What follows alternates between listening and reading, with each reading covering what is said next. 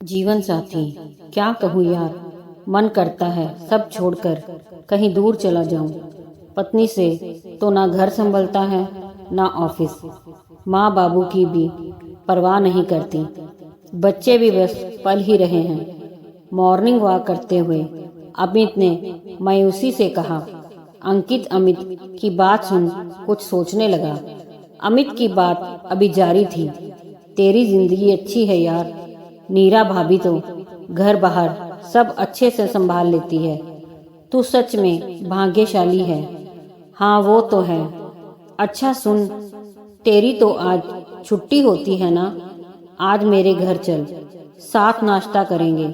तेरा मूड भी ठीक हो जाएगा और शायद तुझे अपनी समस्या का हल भी मिल जाए।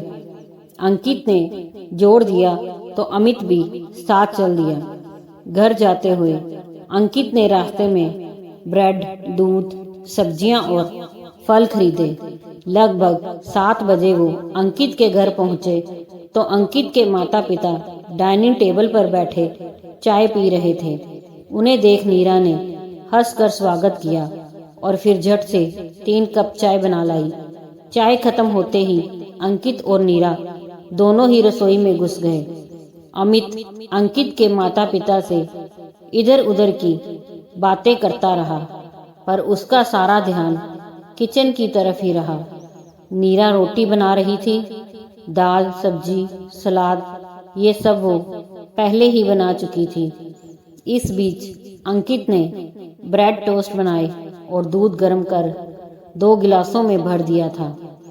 बच्चों के टिफिन में रोटी, सब्जी और फल भी अंकित ने ही पैक कर दिए। 10-1 मिनट में बच्चे भी वहां आ गए। बच्चों ने नाश्ता खत्म किया तो अंकित उन्हें ले बस स्टॉप तक छोड़ने चला गया। इस बीच नीरा ने अपना और अंकित का टिफिन पैक किया और नाश्ते के लिए पोहा और ढोकला बना दिया। फिर वो नहाने चली गई।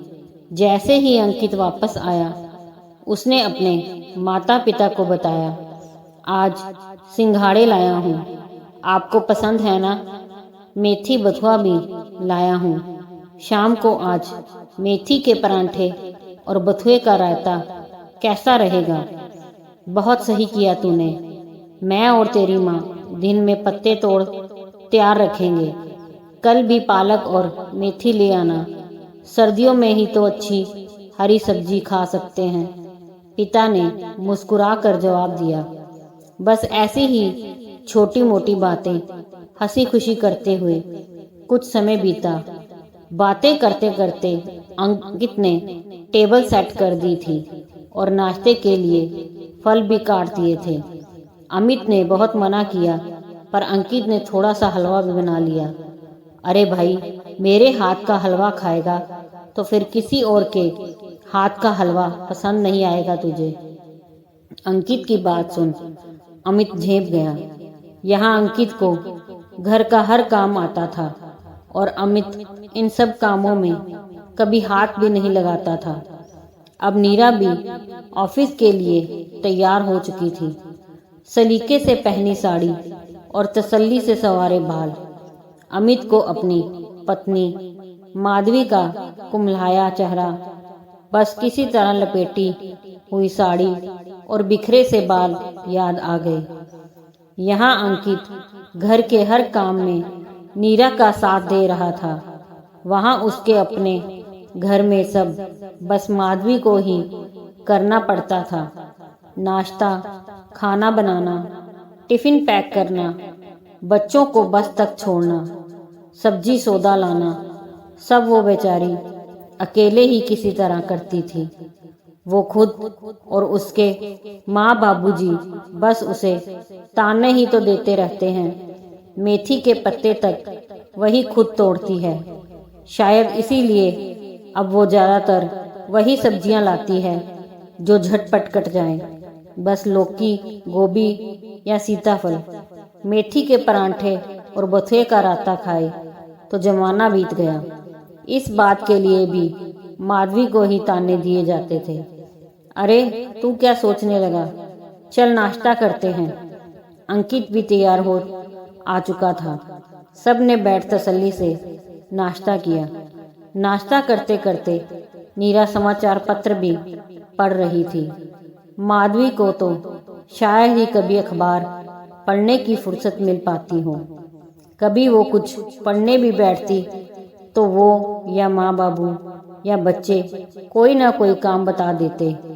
चल भाई, अब ऑफिस जाने का टाइम हो गया है। नीरा मुझे मेट्रो स्टेशन ड्रॉप करेगी, तुझे रास्ते में तेरे घर तक छोड़ देंगे। अमित ने कहा तो अंकित ने अमित के माता पिता से विदा ले ली। माँ, मैंने दिन का खाना माइक्रोवेव में रख दिया है, आप जब जी चाहे गरम करके खा लीजिएगा। बच्चे आज दोपहर स्कूल के बाद अपने किसी दोस्त के जन्मदिन में जा रहे हैं। वे वही खाना खाकर शाम को 4 बजे तक घर पहुंचेंगे। नीरा ने घर से निकलते हुए कहा, हाँ बहू, तू चिंता मत कर, बच्चे जैसे ही घर पहुंचेंगे मैं तुझे फोन कर दूंगी। सास बहू की बातों में एक दूसरे का ध्यान रखने की आदत साफ झलक रही थी। अगली बार माधवी भाभी को भी साथ लाइएगा, नीरा ने मुस्कुराकर आत्मीयता से अमित को कहा। नीरा और अंकित अपनी जिंदगी से कितने खुश थे, ये उनके चमकते दमकते चेहरे ही बता रहे थे। अमित अपने घर के बाहर पहुंचा तो माधवी हड़बड़ी में ऑफिस के लिए निकल रही थी। पहले तो अमित झिझका, पर फिर हिम्मत कर बोला, सुनो, रुको, मैं तुम्हें आज ऑफिस छोड़ देता हूँ। मेरी तो छुट्टी ही है आज। रास्ते में मुझे ये भी बता देना कि क्या क्या फल सब्जी खरीदनी है, मैं दिन में ले आऊँगा। तुम ऑफिस से लौटते वक्त बाजार जाने की जगह सीधे घर आ जाना। अमित की बात सुन माधवी आश्चर्य से उसका चेहरा ताकती रह गई। अमित गुनगुनाते हुए गाड़ी की चाबी लेने चल पड़ा। आज शाम को वो अपने हाथों से खिचड़ी और रायता बना कर रखेगा। खाना खाने के बाद माधवी के साथ ही टहलने जाएगा। हर काम सिर्फ और सिर्फ माधवी ही करे। अपनी इस पुरानी सोच के चलते वो शादी के 12 साल बर्बाद कर चुका, पर अब बस अब उसे भी माधवी को वापस उसी पुराने रूप में देखना है। वही माधवी जो साड़ी और हल्के मेकअप में उसे पहली नज़र में भा गई थी, जिसे फिल्में, किताबें, नाटक, दुनिया की हर बात में दिलचस्पी थी। दिन में मुश्किल से 5 घंटे की नींद पूरी कर माधवी पूरे दिन बस एक गुलाम की तरह काम ही काम करती रहे। ये सोच बदलनी पड़ेगी। पहले वो खुद को बदलेगा, फिर माँ बाबू और बच्चे भी धीरे धीरे बदल ही जाएंगे। शादी के 12 साल बाद आखिर अमित माधवी का जीवन साथी बन ही गया। दोस्तों, अगर कहानी पसंद आई हो तो लाइक, सब्सक्राइब, शेयर जरूर कीजिए।